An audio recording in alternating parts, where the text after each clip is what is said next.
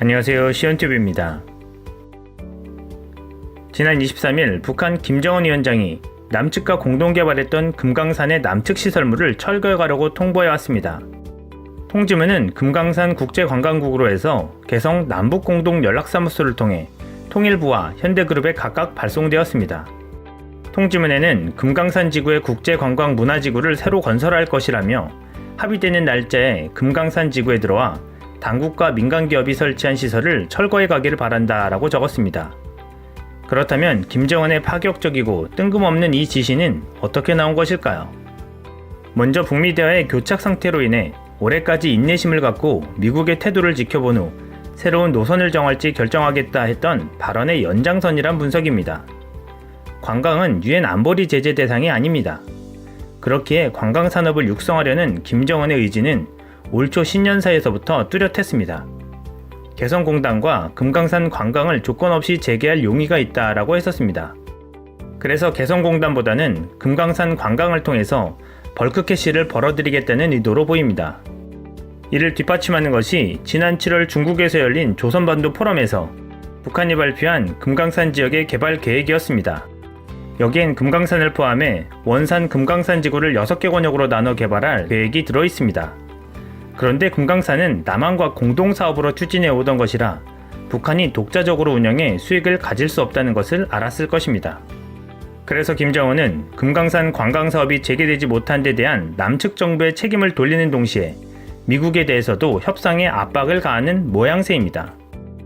현대아산에 따르면 금강산, 해금강, 원산 관광지구 토지 이용에 대한 합의서와 부속 합의서를 맺을 당시 토지 이용에 대해 50년 사업권에 대한 대가로 9억 4,200만 달러, 하나로 1조 570억 원을 지급하기로 했습니다.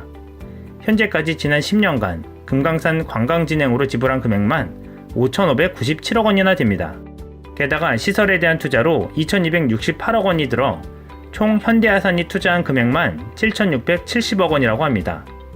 우리 정부가 48억 6천만 원, 이산가족 면에서 건설에 550억 원이 투자되었습니다.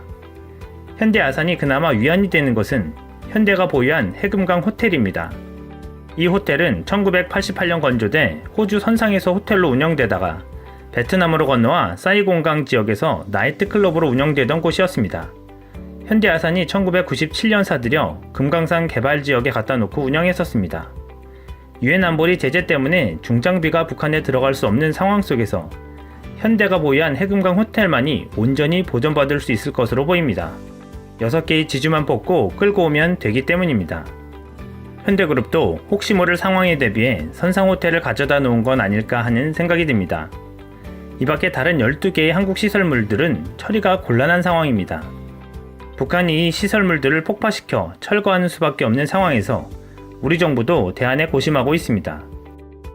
그렇다면 북한이 막대한 비용이 들어가는 금강산 개발지구 개발에 필요한 재원을 이후 어떻게 지원받아서 진행할 수 있을까 하는 의구심이 듭니다. 지난 7월 조선반도 포럼에서도 한 기자가 재원 마련에 대한 질문을 했었습니다. 이에 북측 인사는 이렇게 대답했습니다. 영국 대표단이 우리 원산지구 개발을 보고 개발 상태가 좋다며 투자에 대한 질문을 해왔다라고 말했습니다.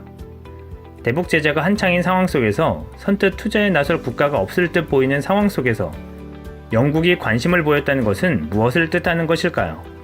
미국의 형제국가인 영국이 나온 배경에도 관심이 쏠리고 있습니다.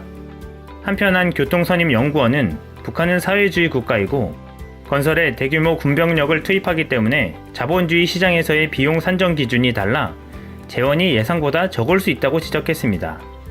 금강산 관광사업에 대한 조치로 남북, 북미 관계가 어떻게 진행되어 갈지 주목을 받고 있습니다. 이상 시연TV였습니다.